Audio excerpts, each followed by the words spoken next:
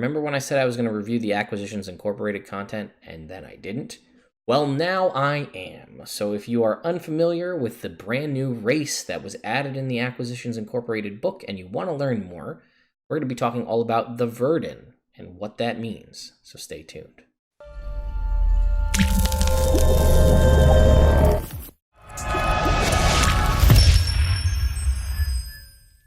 All right, folks, so here I am on D&D Beyond talking all about the Verdan. So this is the Acquisitions Incorporated book on D&D Beyond. And they're a really cool race, kind of spawned out of the mind of Jerry Holkins.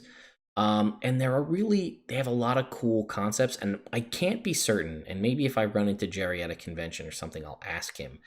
But I feel like these were heavily designed for like the current play of Dungeons and Dragons because they allow you to alter and change your character, and it's part of the character's lore. So it lets you change and shift the way they look, their mannerisms and things like that to allow you to really adapt and have a cool new character pretty much almost as often as you want. So basically, the original Verdan were a clan of goblins and hobgoblins that came in contact with through the shadow of that which endures, which is something that's been built in Jerry's game, the Acquisitions Incorporated C-Team game, and it is listed right here. A nameless, faceless, mysterious entity, something between a multiverse spanning primordial spirit and an overgod. Essentially, it is in entropy and chaos. It says entropy specifically, so entropy incarnate. And in doing so, it altered these creatures, these hobgoblins and goblinoids, to become the Verdan. So their skin was turned a color of jade and their blood began to flow back. Their ears grew pointed, they gained telepathy, and we'll talk about that, but they forgot all of their history.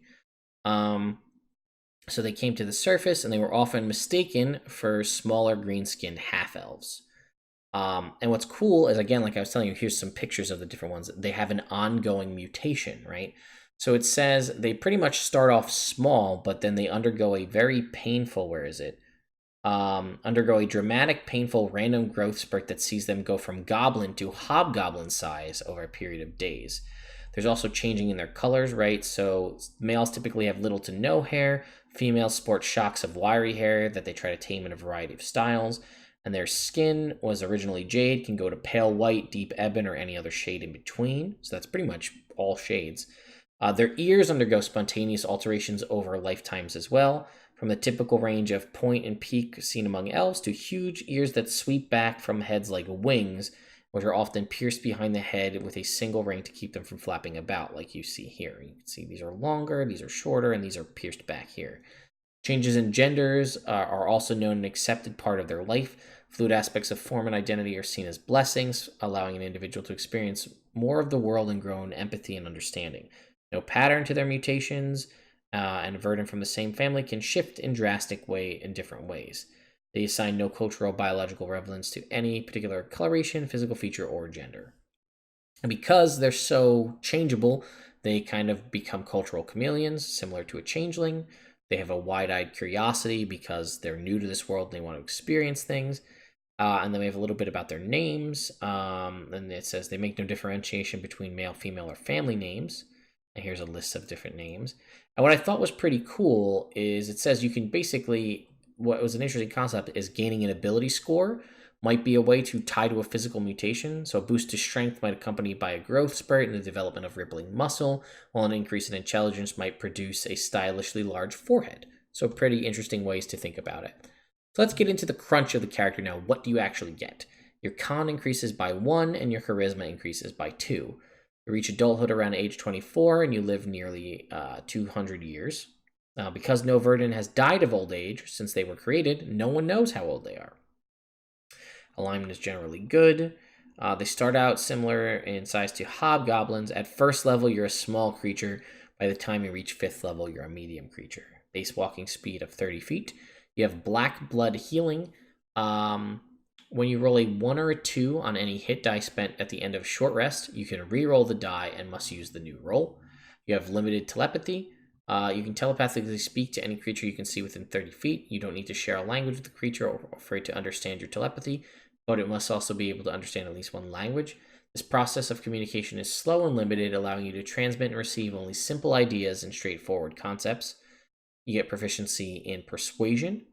And you have advantage on all wisdom and charisma saving throws.